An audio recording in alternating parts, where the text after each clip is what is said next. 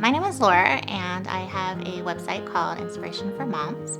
It's a website that has home decor, it has travel. It's basically a little place on the internet that I like to inspire people with things that inspire me.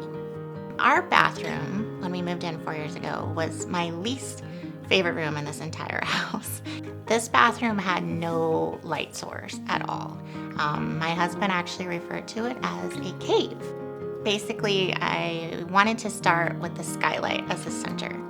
I knew the next thing I wanted to do was replace all our bathroom tile, rip out the vanity, add a new mirror.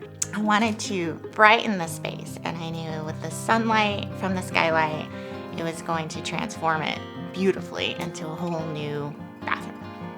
I wanted to give a nice deep contrast with black flooring, and especially with the light from the sunlight of the skylight, I could give a nice depth. It would just make the room feel so much taller and so much bigger just instantly by changing those two things.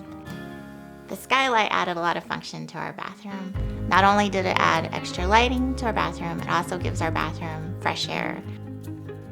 We couldn't have any plants in the bathroom before, obviously, because it was so dark. Nothing would grow.